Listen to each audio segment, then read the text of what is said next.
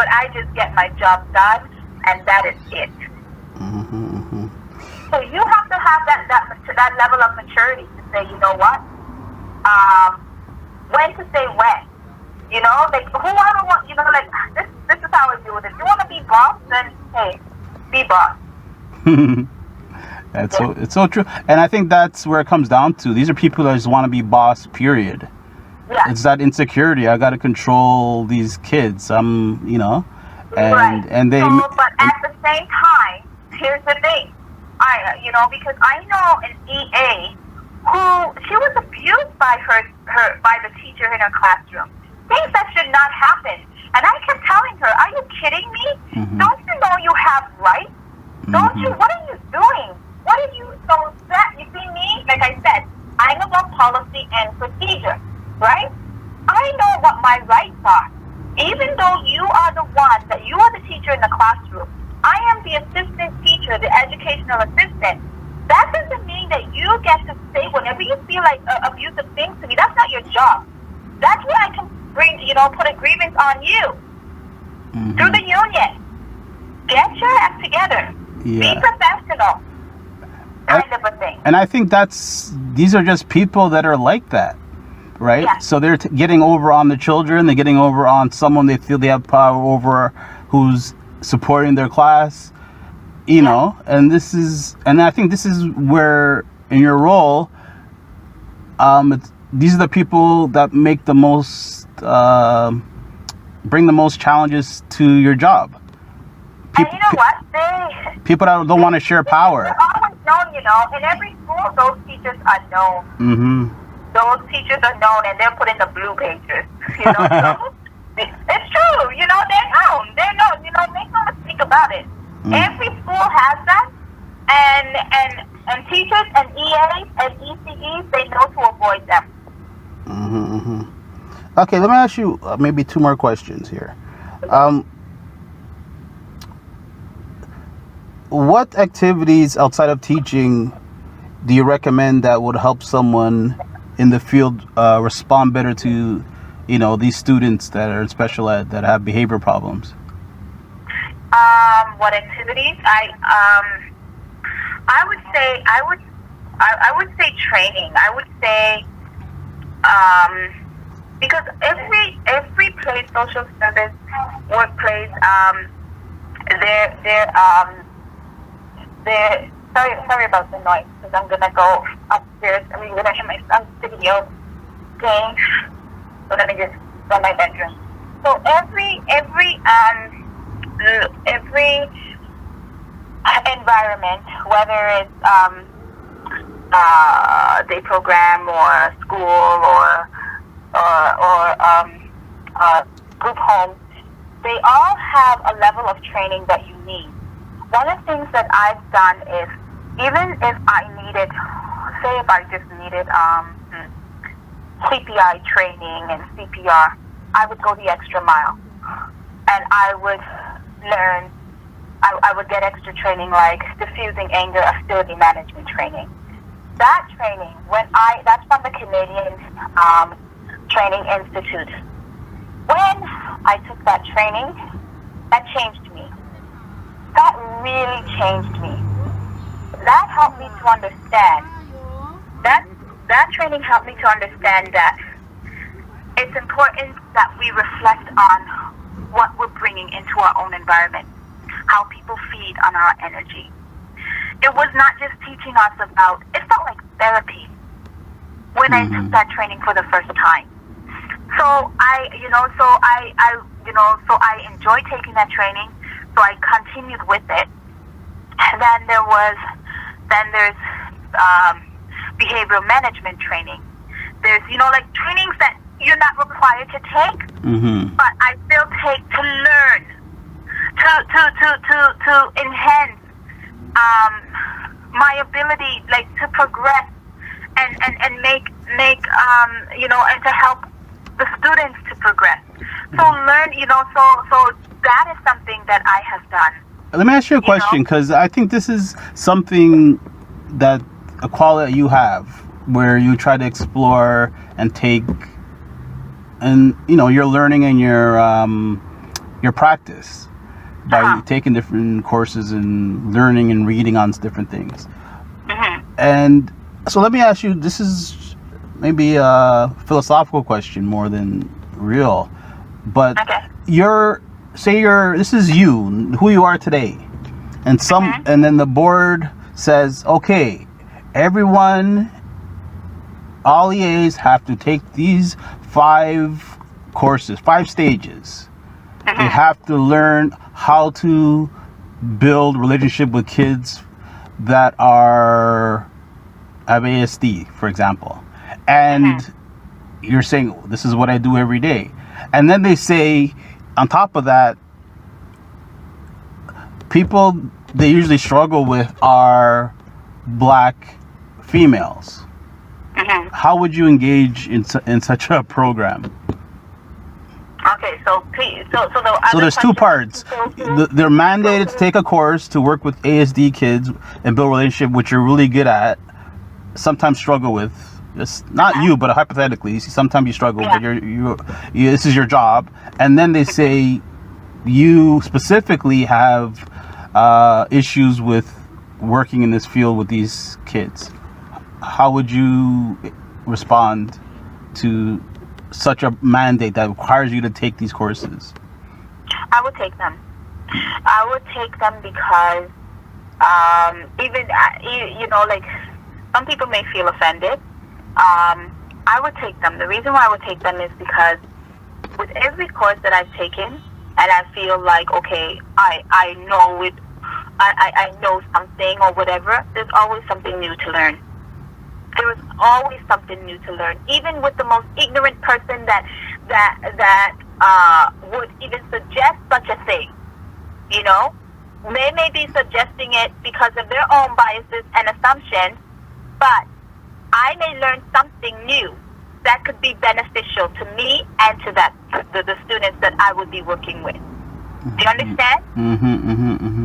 Yeah. So I always, because if I was to put everything on my resume that I have learned within the 9 years in the various places that I've worked, I would have more than a 10-page resume. I have also worked doing settlement work, working with individuals who newcomers. And when the newcomers, and it's for the We Welcome the World Welcome Center, because they're a part of the Peel District School Board. And what happened is, I was there for my placement, but I began to love it so much. And but when they would come in with the with the children, I could automatically look at the children and I can tell them that, oh, this child is special needs, because I worked in special needs for, I worked with special needs for so long. I could, even if there is not like an obvious appearance to that child that they want to enroll in school, I could just look at them and I say, okay, that child is special needs.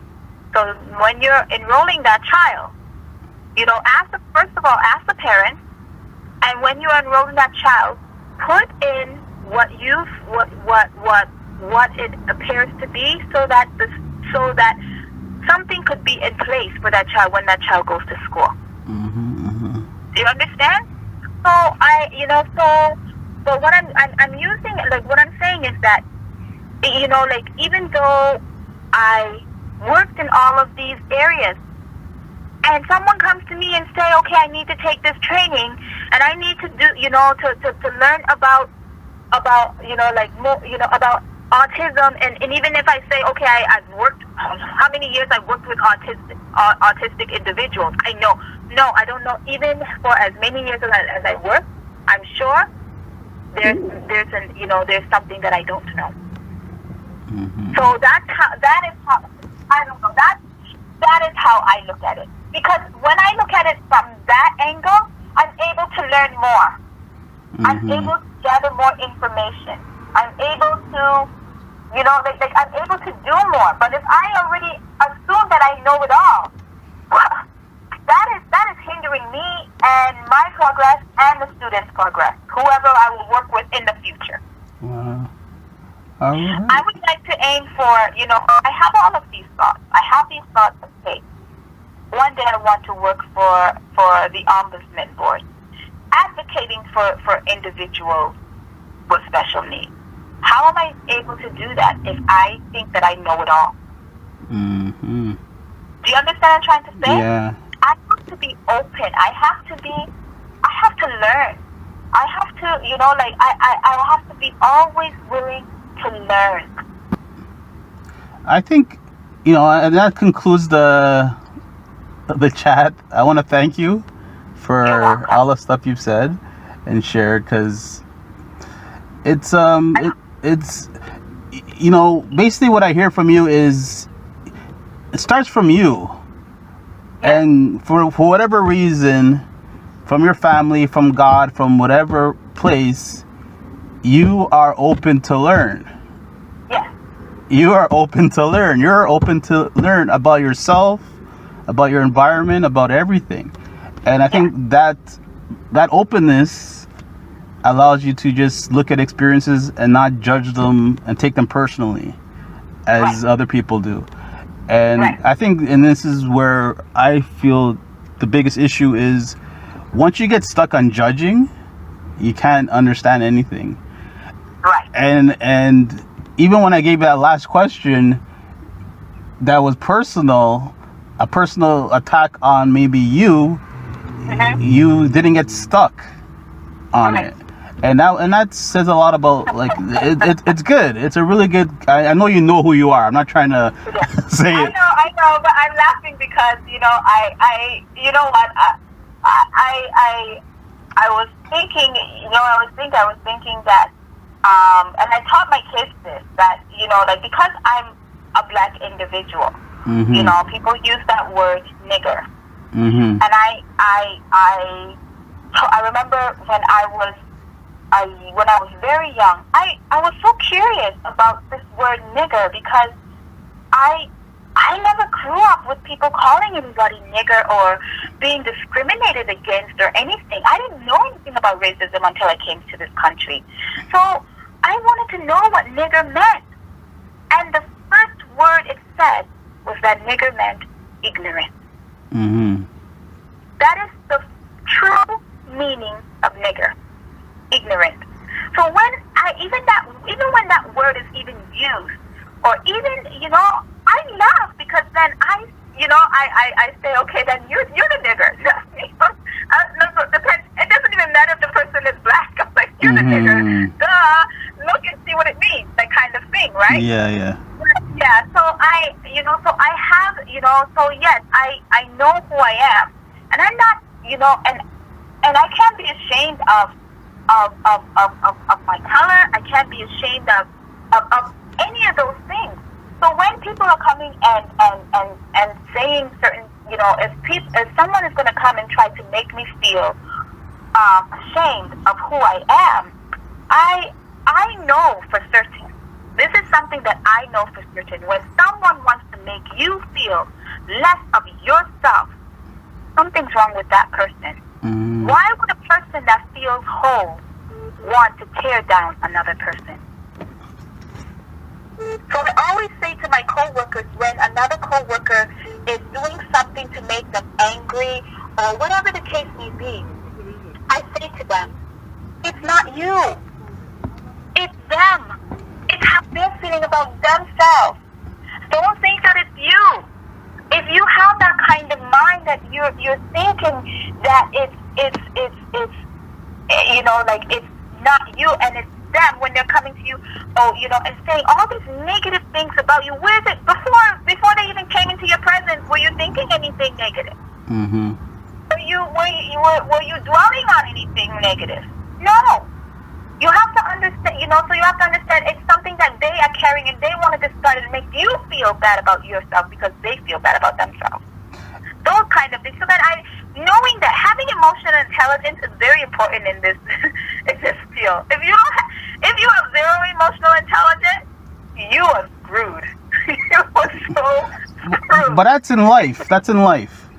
And and I think emotional intelligence is something that's useful.